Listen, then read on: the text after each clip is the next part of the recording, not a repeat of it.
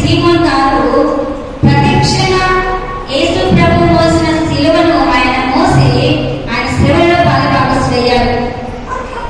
తర్వాత యేసుక్రీస్తు ప్రభు మరణించిన తర్వాత అనేక మంది ఆయన కొరకు శ్రమలో భాగస్వైపోయినారు.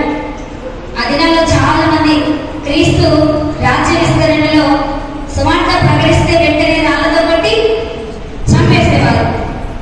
దేవుని వాక్యం ఎక్కడ బోధించినా, ఎక్కడ ప్రచురించినా, ఎక్కడ చెప్పినా రాళ్లతో హింసించి ఊరి వెలుపడికి తీసుకుని వెళ్ళి చంపివేసేవారు. అతి భయంకరమైన పరిస్థితుల్లో కూడా క్రీస్తు పడిన శ్రమలను ముద్దాడుతున్నారంట వీళ్ళు.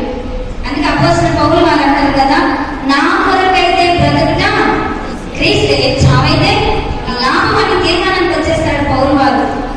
అటు తీర్మానం నీకుందా?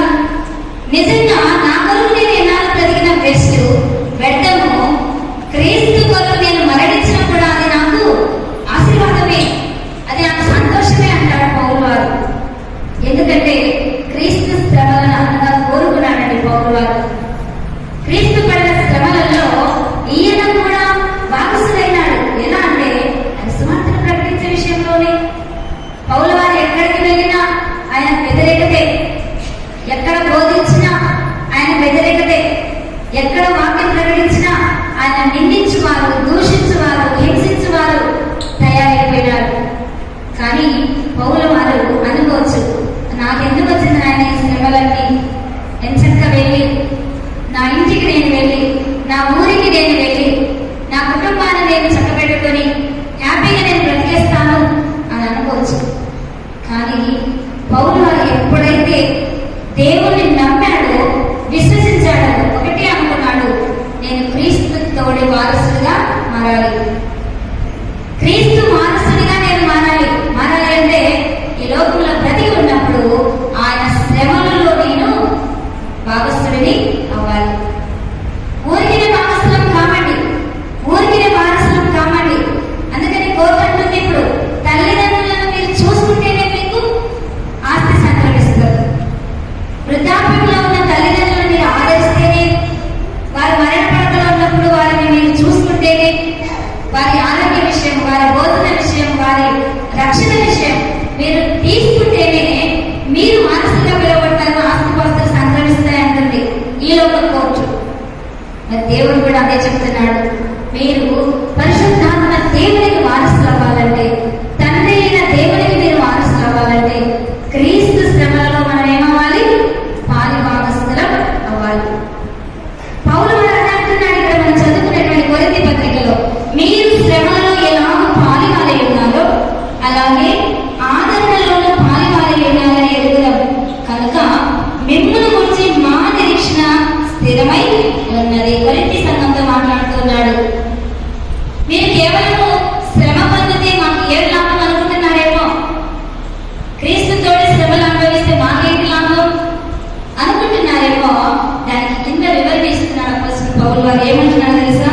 అలాగే ఆదరణలోనూ కూడా మీరు పాలి భాగస్థులే. ఎప్పుడైతే నువ్వు శ్రమ పొందుతావో ఖచ్చితంగా ఆ శ్రమకు నీకు ఫలితము ఉంటుంది. క్రీస్తు కొరకు నువ్వు శ్రమ అనుభవిస్తావో ఖచ్చితంగా నీకు ఏముంటది? జీవ కిరీటం ఇవ్వబడుతుంది. క్రీస్తు కొరకు నువ్వు నలగొట్టబడతావు, క్రీస్తు కొరకు నువ్వు వేధించబడతావు, క్రీస్తు కొరకు నిందించబడతావు. అవన్నీ కూడా నీకు ఎలాగ మారుస్తాడంటే దేవుడు ఆశీర్వాదకరంగా మారుస్తాడు. నింద అవమానాన్ని నీకు సంతోషంగా మారుస్తాడంట దేవుడు. నింద అవమానాన్ని ఆశీర్వాదంగా మారుస్తాడంట దేవుడు. ఒకేలా నువ్వు అనుకుంటున్నావేమో, నేనెందుకు శ్రమపడాలి, నాకేం అవసరం, శ్రమ పడితే వచ్చే లాభం నాకేంటి అనుకుంటావేమో. అయితే ఈ లోకమందు నువ్వు చూడకపోయినా పరమందు నీకు ఏముంటది? నీతి కిరీటం ఉంటుంది, జీవ కిరీటం ఉంటుంది, దేవుని సన్నిధిలో నీకు స్థిరమైనటువంటి వారసత్వం ఉంటుంది. ఆ వారసత్వం కొరకు ప్రయాసపడమంటున్నాడు. ఈ లోకమైన వారసత్వం కోసం కాదండి. మన ప్రయాస దేని కొరకు పడతామో తెలుసిన? ఈ లోక వారసత్వం కొరకే. ఈనాడు చాలా మంది తల్లిదండ్రుల పట్ల ప్రేమను నటిస్తారండి. తల్లిదండ్రుల పట్ల ప్రేమను నటిస్తారు కుమారులు కుమార్తెలే. ఎందుకు తెలిసిన? వాళ్ళు ఎక్కడ ఆస్తి ఇవ్వరో, ఎక్కడ ఆస్తి రాసివ్వరో, ఎక్కడ ఏ అనాథ శరణాలయం ఇచ్చేస్తారు ఏదో చూస్తున్నట్టుగా నటిస్తున్నారండి. అయితే దేవుడు అంటున్నాడు, మీకు నేను పరమందు వారసత్వాన్ని ఇస్తా. అయితే లోకంలో బ్రతికున్నప్పుడు క్రీస్తు కొరకై మీరు జీవించండి.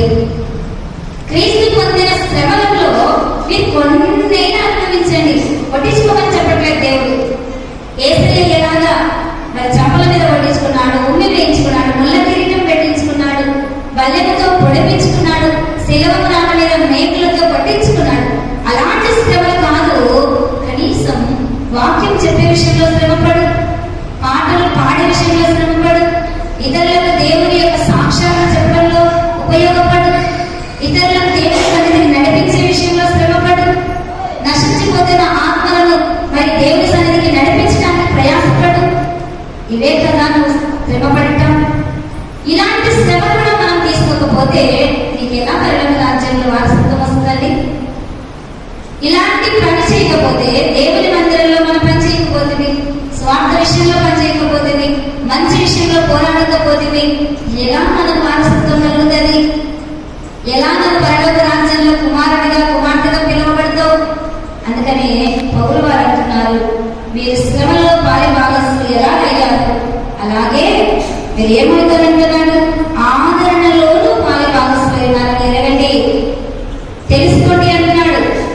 శ్రమలు వస్తే శ్రమల వెనుకల సిరులున్నాయి, శ్రమల వెనుకల మీకు అన్ని ఆశీర్వాదాలు ఉన్నాయండి.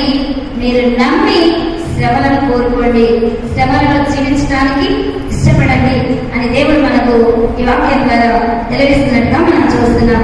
ఇంకా గమనించినట్లయితే